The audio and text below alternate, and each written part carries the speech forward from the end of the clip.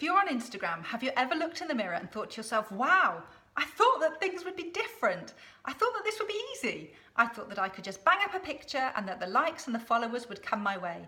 I thought that the sales would come in, that people would buy my services, or that brands would reach out to me with deals. So why isn't it like that? Why is it so hard to gain new followers and to get people to like and comment on my pictures? And how come others make it look so easy? What's the magic formula that I'm missing? Well, if you have thought this, you're not alone. But I think that I found one thing, just one thing, that will get you on the path to reaching your Instagram goals. Hi, it's Beth Goodrum here. I'm the founder of Style Guile blog and I'm also a stylist, TV presenter and influencer. You can find me on Instagram as BethGoodrum_stylist. Welcome to the first video in my series, How to Find Your Insta Piece and Uplevel Your Insta Game. There are some things that I have learned since being on Instagram which I'd like to share with you and which will save you so much time. In this first video, you're going to discover an approach which I adopted and which will really help you to overcome those frustrations that you have with Instagram, and that's when you start to see the results that you desire. But let me tell you a story. I haven't been one of those people who have found Instagram easy to get on with.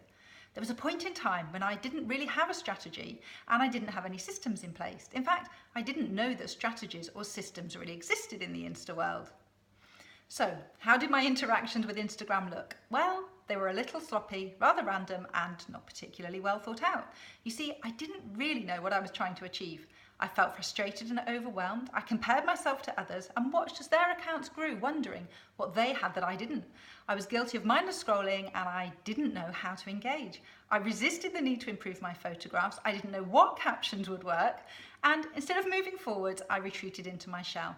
It felt like a minefield out there. I knew that something needed to change. And then I had an epiphany.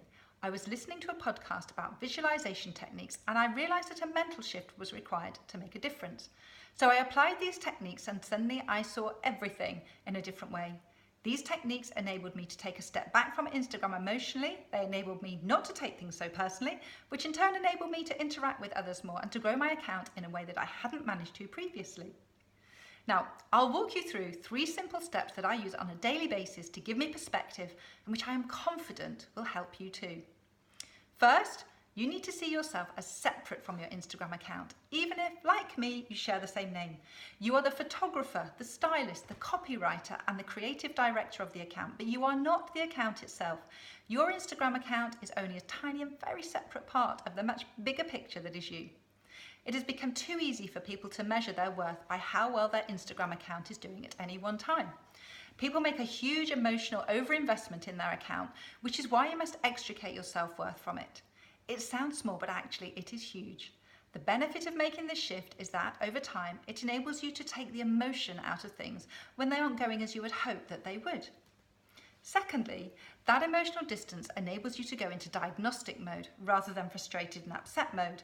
There could be 10 or more reasons why things aren't working on your account, and working through these means that you can take proactive steps to improve your account rather than retreating into your shell.